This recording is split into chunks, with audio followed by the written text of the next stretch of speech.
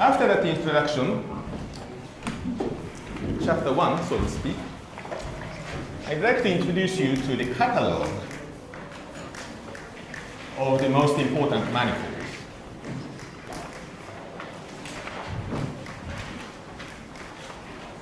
What do we mean by a manifold? Well, a manifold is a generalization of curves and surfaces to arbitrary dimensions. That's how any course starts.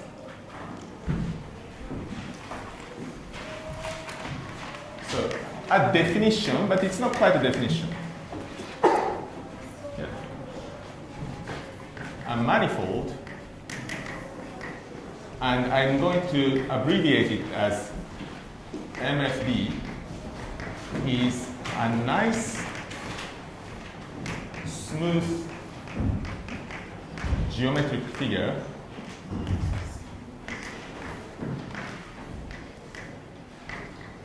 that generalizes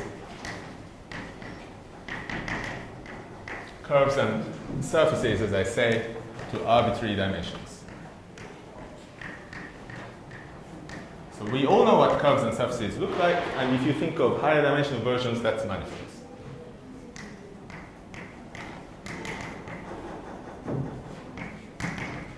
Dim is always dimensions.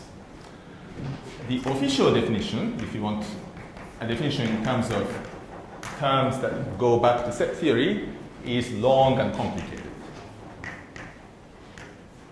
Official definition is long and technical. But this idea is enough for us to use what manifolds are and what they are good for. Instead of defining it, we shall see what they really are.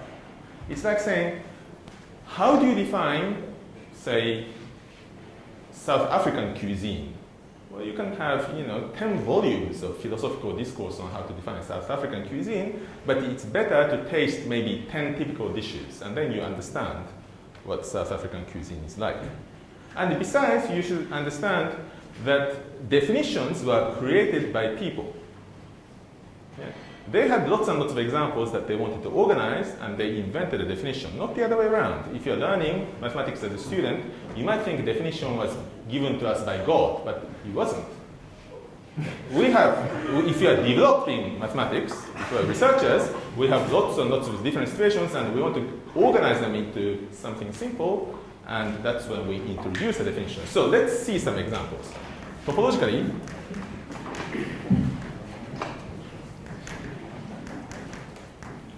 manifolds can be built from the following simple ingredients. Basic building blocks of manifolds. And then I'll discuss some interesting manifolds. But first, basic building blocks. In order to build the manifolds, I need, first and foremost, what we shall call an n-dimensional ball, or n-ball, for short. What do I mean by this? Our notation for this, there is no really standard notation, but it will be B superscript n on the upper shoulder. And this is simply equal to the set of points in an n-dimensional real space, if you like, such that the sum of the squares is less than equal to 1. Okay, less than or equal to, not equal to, not strictly less than. Let's draw some pictures. So this is dimension, and n, and this is b of n. When n is 1, what do you think it is? Well, we just follow this definition. R to 1, that's a straight line. And, yes, you were saying, sorry, somebody said something. What do you think it is? Yeah, so it's the part which is between -1 and +1, and it's this part at a distance at most 1 away from the origin. So that's, it doesn't look like a ball, but it is. it's called a one ball of dimension 1. Some people call it a unit ball of dimension 1. 2, it's the boundary and inside of the disk of radius 1. Okay, from the origin. And that's the one ball, although it doesn't look like a ball, it's the ball of dimension 1, dimension 2. And 3, that's the most familiar case. You get, the picture looks quite similar to the previous one, but if you see what I mean, that's what it's going to look like. All the points that are within distance 1 or equal to distance 1 from the origin, and that's the standard ball. Now, this is the ball, but we shall introduce some other terminology. We shall say that this is the disk instead of a ball. So when we say a disk, we mean this object. That makes sense? Also, we'll introduce another term, which is 0, 1 will be called I always, and it's called the unit interval. Because this term is so common that it's useful to have it at our disposal. Okay, so far we have defined lots of different terms. Notice that this 0, 1 unit interval is half of the one ball. Okay. Second ingredient, we want spheres in addition to balls. So n-1 sphere. What do we mean by n-1 sphere? Here the notation is completely standard. I'm not inventing this. It's s to n-1, again in the exponent position. And this is the boundary of that object. Namely, it's the collection of all the points in Rn, again, such that the sum of the squares is exactly equal to 1. And those are called spheres. The previous ones are called balls.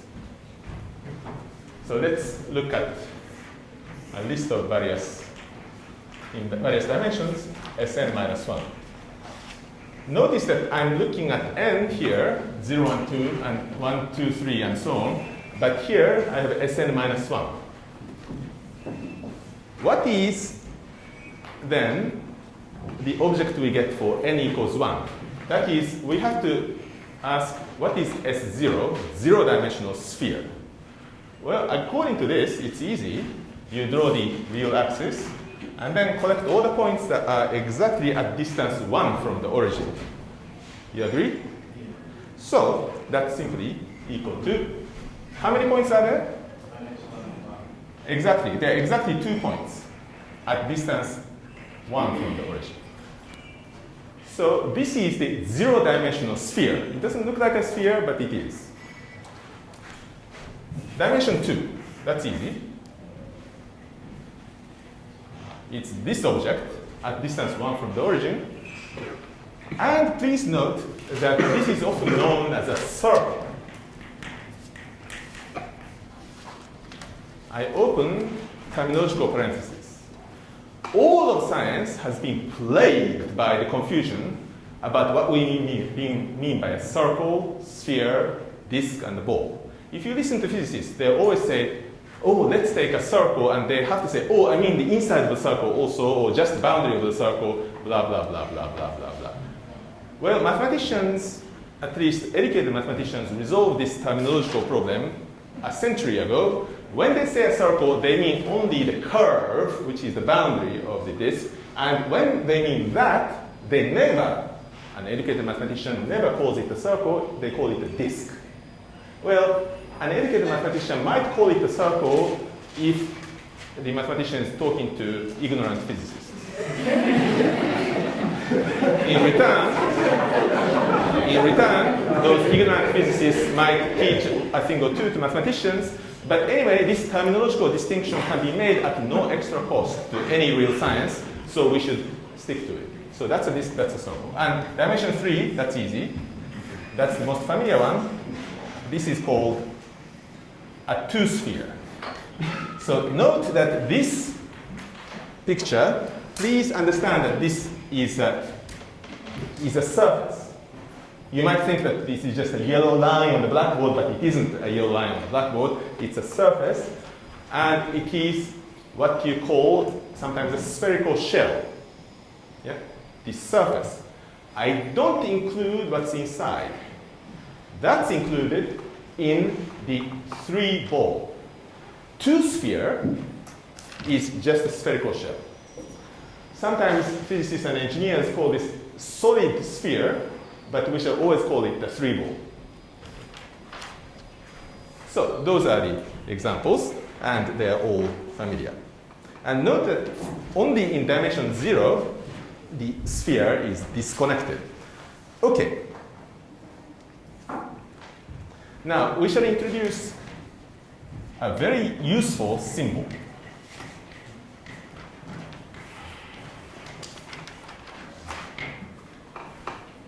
And we are not going to worry too much about what this symbol means. Symbols. First, you might have seen this curly there. You must have seen this in the context of partial derivative. But for us, it will mean boundary of something. Okay? A few examples.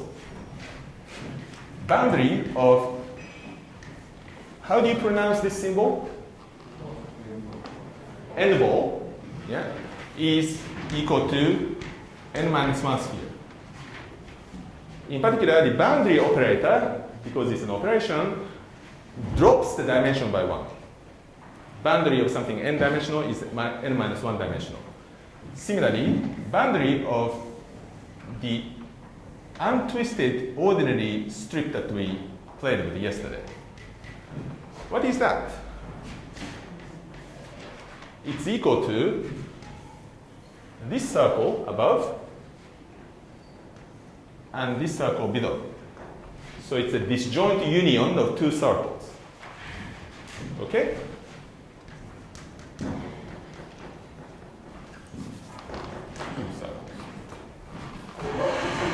Yes?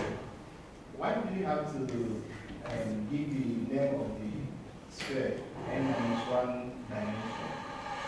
Why am I not defining Sn? Yes. Why? Well, what's the difference? For example, S4, well, that's okay. S4 can be thought of as S5 minus 1 or S4.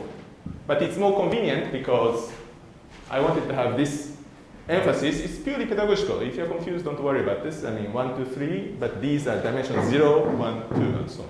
Because I wanted to put balls and spheres next to each other. That's why.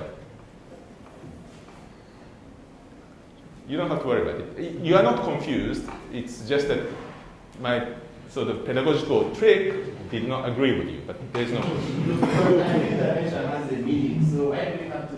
No, but it doesn't matter. This is a dummy variable. It doesn't matter what I call it. I mean, I could have called it S of, for example, something like this. It doesn't matter. This can be any number. It means dimension in Chinese. But it doesn't matter what you call it. In practice, you have S8, and if you see S8, you have to remember that it is the unit sphere in R. S8 is in the unit sphere in what?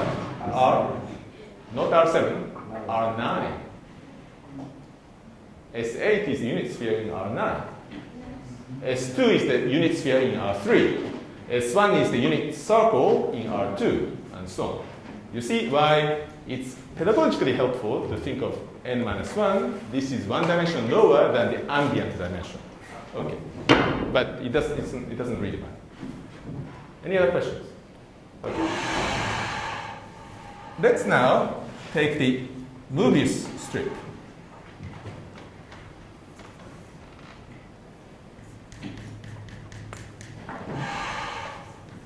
You remember these animals?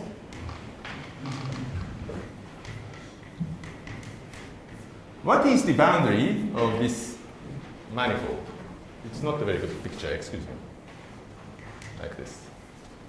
What's the boundary of this manifold? Huh? So let's see where the boundary is. that means that I take my finger on the edge and start tracing the edge. Okay.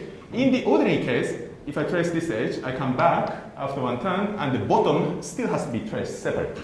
That's why there are two components to the boundary. In the case of a movie strip, however, if I trace my finger on this edge, whoop, I come downstairs, and then I come here. And then I keep tracing it, and then finally I come back to where I started. So this thing is exactly, it is a single circle, which looks like this, which is the same thing as a single circle.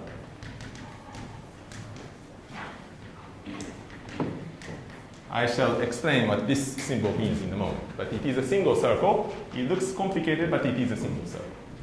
Yeah? The difference between a movie strip and an ordinary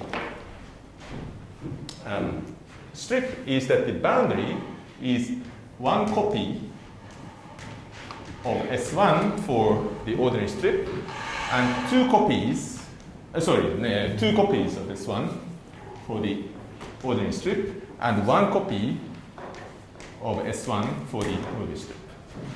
Okay? All that is linguistic exercise. I'm teaching you mathematical English more than anything else. Okay. And now I'm going to do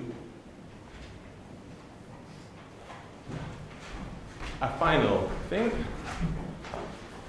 Another very useful symbol after the boundary symbol is this symbol. This symbol will mean homeomorphic to. It's not standard. If you have learned in your previous life what homeomorphic means, so much the better. Welcome to the club. If you have never learned what homeomorphic means, don't worry. It simply means topologically the same as. Now, of course, topologically the same as is not a very precise way of expressing oneself, but that's okay. What you think it is almost certainly what it is. So don't worry. When problem arises, I will correct you.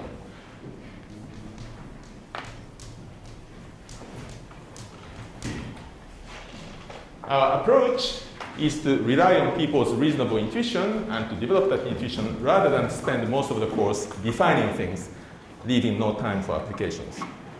Okay, so some examples. B1 is topologically the same as I. Do you remember those symbols? Yeah? And also, if you have something like this,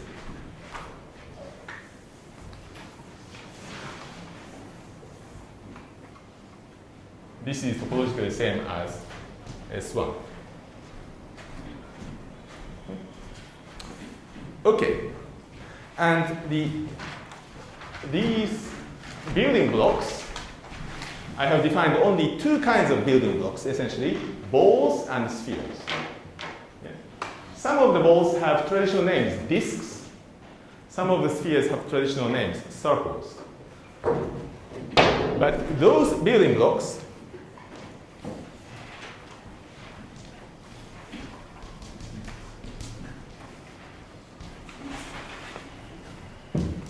generate all the other manifolds, in fact.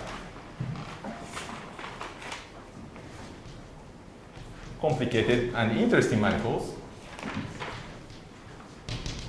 that we shall encounter, interesting and useful manifolds, via, you combine them, operations of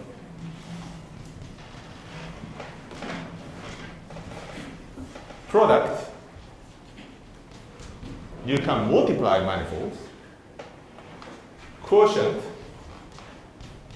you can divide manifolds, and finally something called connected sum or surgery. And this is a little like adding and subtracting manifolds, cut and paste. And these operations, product, quotient, and surgery, how to multiply, divide, and add and subtract manifolds will be the theme of tomorrow's lecture.